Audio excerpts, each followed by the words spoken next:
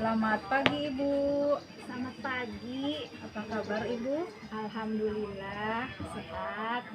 Bagaimana kabar Ibu sekarang? Alhamdulillah baik-baik saja Bu. Saya ucapkan terima kasih kepada Ibu atas kesediaan waktunya pada kesempatan ini. Saya ingin mengajukan beberapa pertanyaan kepada Ibu sebagai pimpinan di sekolah ini terkait pengambilan dan pengujian keputusan ya Bu ya. Selama ini bagaimana Ibu dapat mengidentifikasi kasus-kasus yang merupakan dilema etika atau bujukan moral?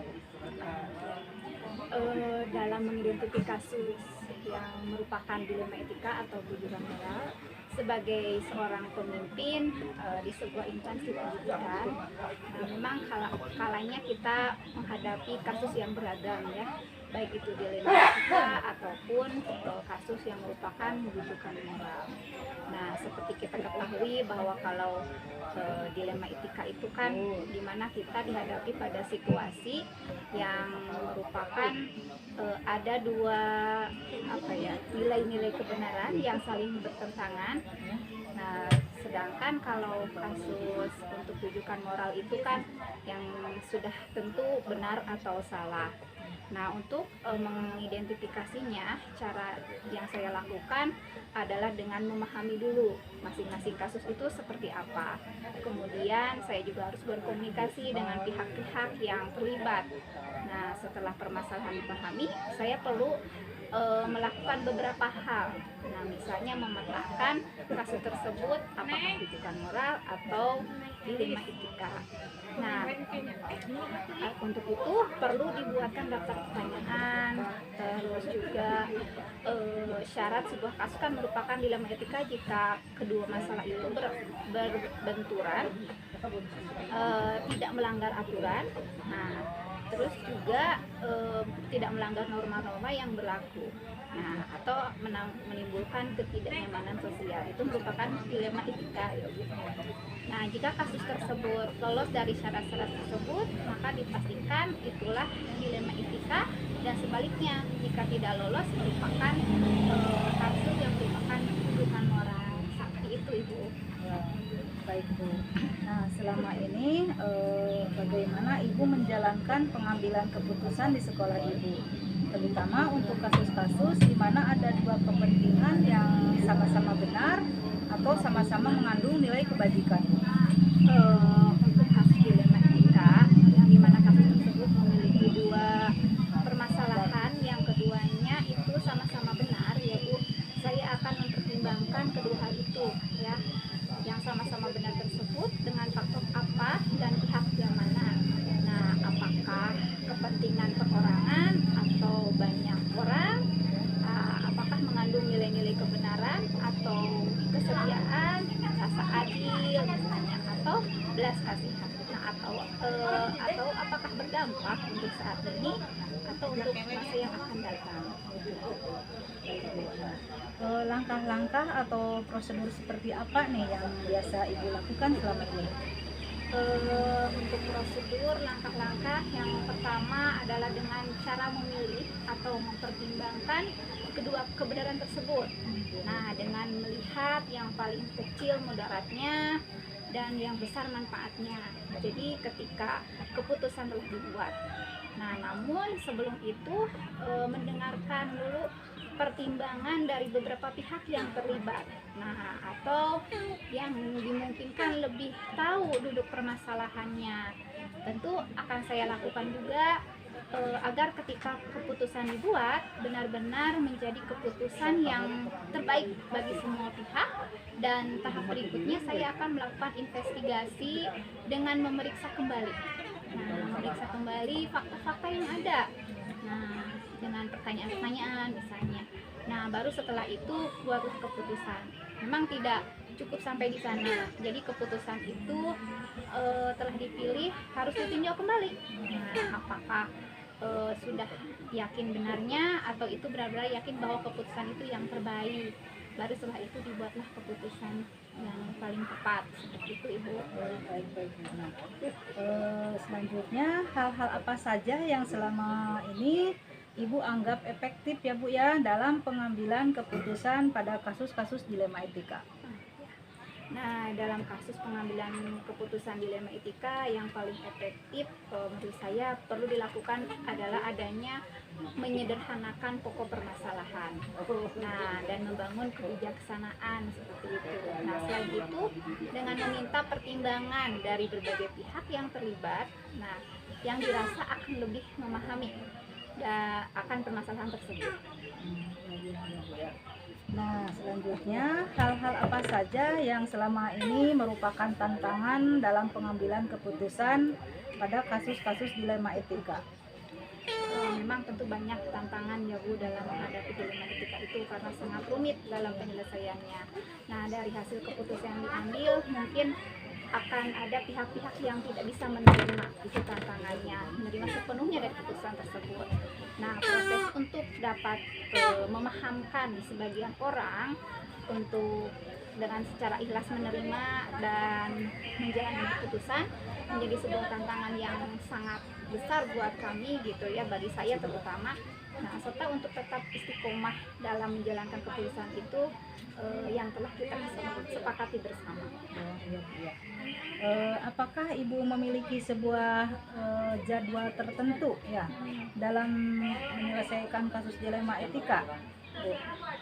Untuk kasus dilema etika tentunya kan situasional ya Bu, jadi tentu saya tidak memiliki jadwal, tapi kita diprioritaskan mana yang perlu diselesaikan lebih cepat tergantung dari jenis-jenis kasus dan tentunya kasus tersebut begitu Ibu. Jadi diselesaikan secepatnya agar tercipta lingkungan di sekolah yang kondusif, aman dan nyaman bagi warga sekolah. Oh iya Bu ya. Selanjutnya, adakah seseorang atau faktor-faktor apa yang selama ini mempermudah atau membantu Ibu dalam pengambilan keputusan dalam kasus-kasus dilema etika? Tentu ya Bu, ada banyak orang-orang atau faktor yang sangat membantu saya dalam menyelesaikan kasus tersebut. Nah, hal-hal tersebut yaitu komunikasi baik dengan warga sekolah. Nah, terus juga tentu harus ada pengelolaan emosi yang baik gitu, dan pemahaman tentang teori pengambilan keputusan sebagai seorang pemimpin itu menjadi hal yang mempermudah dan membantu saya dalam pengambilan keputusan ini. Ini pertanyaan yang terakhir ya Bu ya. Dari semua hal yang telah disampaikan, pembelajaran apa yang dapat Ibu petik dari pengalaman Ibu dalam mengambil keputusan dilema etika? Untuk mengambil keputusan, maka mengidentifikasi jenis kasus itu harus bisa dilakukan lebih awal. Jadi jangan dilakukan berlarut-larut seperti itu Ibu. Dengan melakukan pengujian juga lalu dilakukan pengujian benar atau salah ya, atau misalnya untuk menentukan paradigma apa yang kita pilih sehingga keputusan bisa diambil sesuai dengan prinsip-prinsip yang tidak merugikan siswa. Artinya tetap mengacu pada keberpihakan pada murid, memerdekakan murid seperti itu. Baik, ya.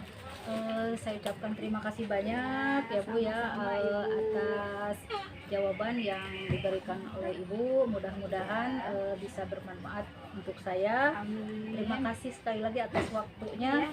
Sama-sama. Selamat siang Terima Ibu. kasih. Selamat siang. Sukses Ibu. Alhamdulillah, amin.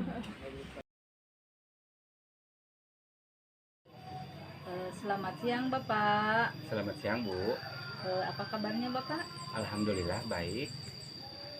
Saya ucapkan terima kasih atas kesediaan waktunya Bapak yang begitu sibuknya ya Pak ya. Ya. Pada kesempatan ini saya ingin mengajukan beberapa pertanyaan kepada Bapak sebagai seorang kepala sekolah dalam masalah pengambilan dan pengujian keputusan. Selama ini bagaimana Bapak dapat mengidentifikasi kasus-kasus yang merupakan dilema etika atau bujukan moral, Pak? Ya, baik Bu. Jadi kasus dilema etika biasanya cenderung muncul karena adanya kepentingan yang tidak sama di antara unsur-unsur yang ada di sekolah. Nah, kemudian menjadi isu dan bahan diskusi serta perbicaraan di antara unsur sekolah itu sendiri. Kemudian hal tersebut menjadi bahan dan referensi untuk dibicarakan di tingkat sekolah atau disampaikan ke kepala sekolah. Nah, saya dalam menyikapi hal ini akan melakukan klarifikasi dan konfirmasi terhadap pihak-pihak yang teridentifikasi untuk dimintai keterangan dan pendapat terhadap apa yang menjadi permasalahan. Dengan asumsi bahwa permasalahan pasti akan bisa diselesaikan hanya dengan komunikasi dan koordinasi. Kemudian akan diputuskan dengan mempertimbangkan, meminimalisir potensi negatif, dan memaksimalkan potensi positif dari keputusan itu sendiri, Bu. Oh iya Pak, baik Pak. Selama ini bagaimana Bapak menjalankan pengambilan keputusan sekolah Bapak? Ya. Terutama untuk kasus-kasus di mana ada dua kepentingan yang sama-sama benar atau sama-sama mengandung nilai kebajikan, Pak. Jadi pengambilan keputusan terkait dengan hal tersebut saya lakukan dengan pendekatan komunikasi dan koordinasi. Karena bagaimanapun juga pemimpin itu hanya menentukan dan mengambil keputusan, akan tetapi referensi dan indikator serta pertimbangan-pertimbangan dalam mengambil keputusan ada pada unsur di dalam organisasi, yaitu stakeholder internal jika berkenaan dengan hal-hal yang internal itu sendiri. Iya, Pak, ya. Nah, selanjutnya hal-hal apa saja yang selama ini Bapak anggap efektif nih dalam pengambilan keputusan pada kasus-kasus dilema etika tersebut? Jadi prosedur yang saya lakukan adalah menentukan kasus tersebut kesesuaian dengan job atau unit kerja apa. Kemudian melakukan koordinasi dan menjalin komunikasi dengan unsur-unsur yang terkait dalam unit kerja tersebut. Kemudian meminta bapak-bapak dari unsur yang ada yang nantinya akan menjadi dasar dan pertimbangan pengambilan keputusan. Nah, mungkin seperti itu Bu gambarannya. Oh iya, ya, baik Pak. Nah, selanjutnya hal-hal apa saja yang selama ini merupakan tantangan dalam pengambilan keputusan pada kasus-kasus dilema etika itu, Pak? Jadi hal-hal yang efektif dalam pengambilan keputusan adalah senantiasa menjalin dan menjaga keberpihakan melalui kebersamaan dan komunikasi, yaitu dengan unsur-unsur pimpinan tertentu yang dapat memperkaya referensi kita dalam memutuskan kasus dilema etika, Bu. Selanjutnya, apakah Bapak memiliki sebuah tata kelola nih atau jadwal tertentu dalam sebuah penyelesaian kasus dilema etika? Apakah Bapak langsung menyelesaikan di tempat atau memiliki sebuah jadwal untuk menyelesaikannya? Bentuk atau prosedur seperti apa nih yang Bapak jalankan? Oh ya, baik Bu. Jadi tantangannya ada pada tataran, Bu. Jadi menyesuaikan diri terhadap keputusan yang sudah diambil yang tidak mungkin bisa memuaskan kedua belah pihak. Akan tetapi paling tidak meminimalisir kekecewaan itu sendiri. Karena proses pengambilan keputusan sudah dan dilakukan dengan melibatkan unsur-unsur yang relevan yang ada di sekolah kami. Ya. Selanjutnya, apakah Bapak memiliki jadwal tertentu, Pak, dalam penyelesaian kasus dilema etika tersebut? Oh, jadi begini, untuk jadwal tertentu tidak ada, akan tetapi substansi dan urgensi sangat diperhatikan di dalam menyelesaikan permasalahan. Karena penyelesaian permasalahan itu semakin cepat, maka akan semakin baik dalam rangka menjaga harmonisasi di lingkungan kerja kami.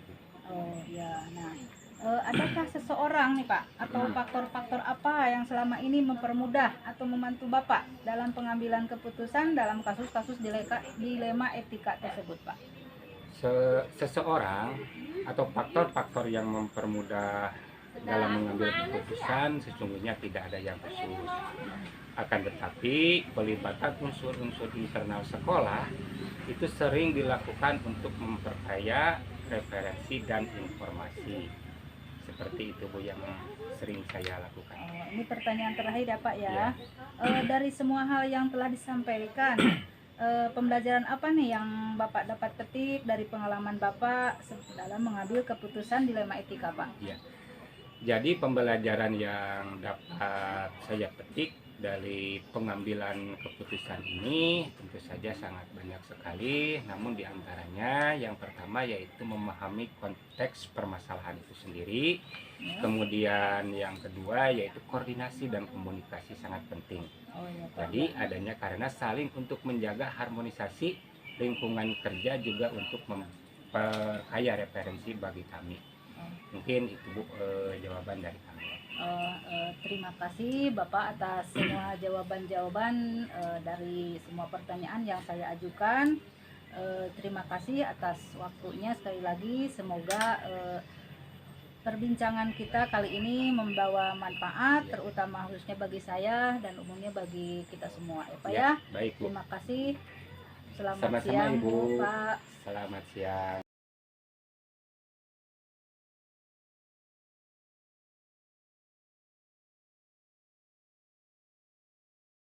Audio Jungle.